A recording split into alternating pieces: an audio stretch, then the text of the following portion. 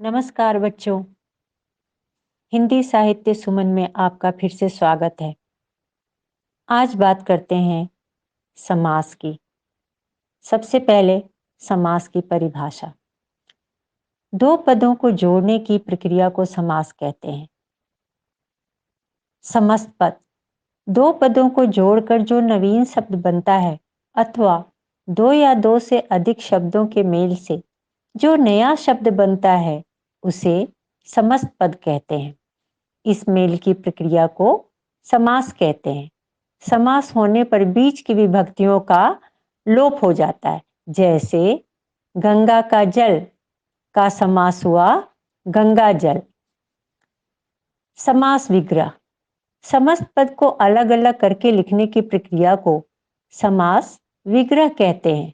जैसे गंगा अलग शब्द है, जल अलग शब्द है, दोनों ही सार्थक शब्द हैं। गंगा जल, गंगा जोड़ जल अर्थात गंगा का जल। दूसरा उदाहरण देखिए, घुड़सवार, घुड़ अर्थात घोड़ा, जोड़ सवार, घोड़े पर सवार। चंद्रमुख, चंद्र सा मुख। समास के प्रमुख चार भेद होते हैं। पहला तत्पुरुष, उसी के भाग हैं कर्मधारय द्विगु समास।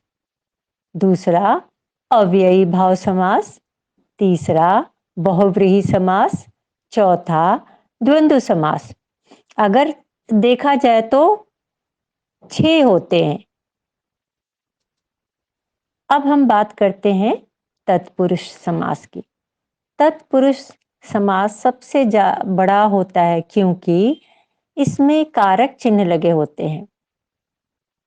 उदाहरण के लिए स्वर्ग प्राप्त, स्वर्ग को प्राप्त यानी इसमें कर्म कारक लगा है।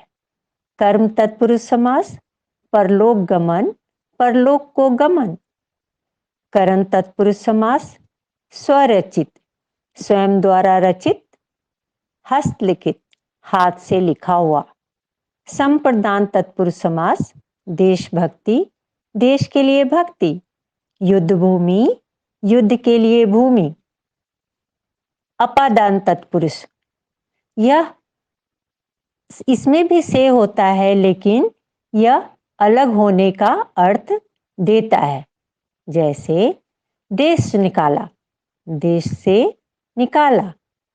जन्मांध, जन्म से अंधा।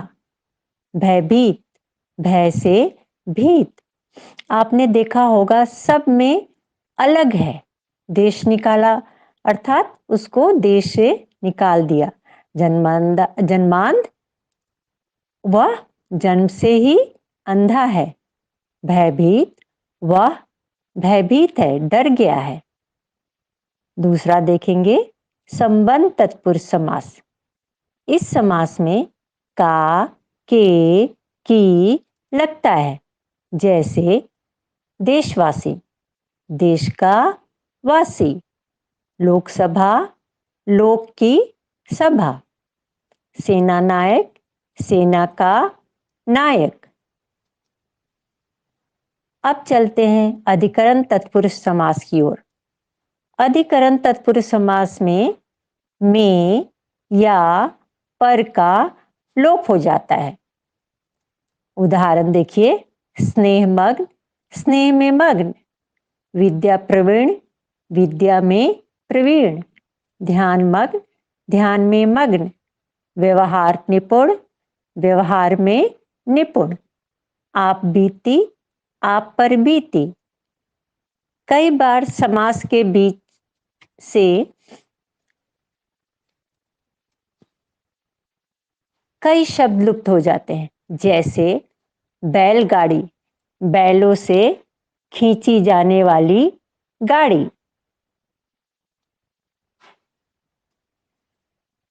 वन मानुष, वन में रहने वाला मानुष। दही बड़ा, दही में डूबा हुआ बड़ा। अब देखिए बीच में से ये कई शब्द लुप्त हो गए हैं। बैलों से खींची जाने वाली गाड़ी, वन में रहने वाला मानुष, दही में डूबा हुआ बड़ा। कई शब्द लोप हो गए हैं। अगला समास देखते हैं। कर्मधारय तत्पुरुष समास। जिस समास में पहला पद विशेषण हो तथा दूसरा पद विशेष्य हो उसे कर्मधारय समास कहते हैं। जैसे नीलकमल, नीला कमल। कुबुद्धि, बुरी बुद्धि। कापुरुष, कायर है जो पुरुष। महादेव, महान देव।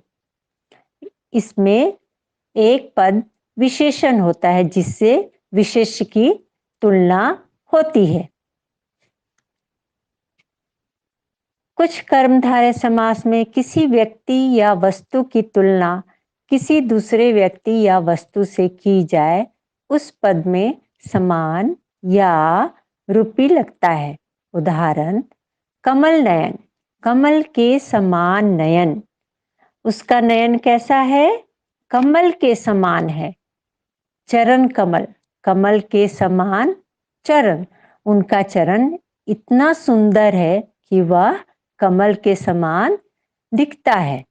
क्रोधाग्नि, क्रोध रूपी अग्नि, वह क्रोध से आग बबूला हो रहा है। वचनामृत, वचन रूपी अमृत या अमृत के समान वचन। विद्याधन, विद्या रूपी धन। विद्या क्या होता है? एक धन के समान होता है, इसीलिए इसे विद्या रूपी धन कहा गया है। अब चलते हैं द्विगु समास के ओर। द्विगु समास, जैसे कि नाम से ही पता चल रहा है, दो, दो, तीन, चार, पांच। इस समास में पहला पद संख्यावाची होता है, इसलिए समस्त पद समूहवाचक बन जाता है। जैसे चौराहा, चार राहों का समाहार। सतरंग, सात रंगों का समाहार। अष्टाध्यायी, आठ अध्यायों का समूह। सप्तऋषि, सात ऋषियों का समूह। पंच तत्व, पांच तत्व। अव्ययी भाव समास। इस समास का पहला पद प्रधान होता है। इसके प्रारंभ में अव्यय होने के कारण ही इसे अव्ययी भाव कहते हैं। अव्यय अर्थात जिसका व्यय न हो, खर्च न हो। लिंग, वचन, काल से कुछ अंतर नहीं होता इस समास में, वैसे का वैसे ही रहता है। उदाहरण, आजीवन, जीवन पर्यंत अर्थात जीवन भर। यथाविधि, विधि के अनुसार। आमरण, मरण तक। सपरिवार, परिवार सहित। अगला समास देखते हैं, बहुव्रीहि समास। बहुव्रीहि समास जिस समास में कोई अन्य पद प्रधान हो अथवा विशेष हो उसे बहुव्रीहि समास कहते हैं। जैसे त्रिलोचन, तीन है लोचन जिनके, अर्थात शिव जी। चक्रधर, चक्र धारण करते हैं जो, अर्थात कृष्ण। यहां पर कृष्ण क्या है? विशेष अर्थ देते हैं, इसलिए बहुव्रीहि समास है। चतुर्भुज, चार भुजाएं हैं जिनकी, अर्थात विष्णु। लंबा है उदर जिनका, अर्थात गणेश। इस तरह के अनेक उदाहरण हैं। अब देखते हैं द्वंद्व समास। द्वंद्व समास जिस समास में दोनों पद एक समान होते हैं, इन्हें द्वंद्व समास कहते हैं। जैसे लाभ, हानि, लाभ और हानि, इसके बीच में क्या विभक्ति आया? और। सुख, दुख, सुख और दुख। अपना पराया, अपना और पराया। उतार चढ़ाव, उतार और चढ़ाव। भला बुरा, भला और बुरा। बच्चों, हिंदी भाषा संबंधी ऐसे और वीडियो देखने के लिए इस चैनल को लाइक, शेयर और सब्सक्राइब करना ना भूलें। धन्यवाद।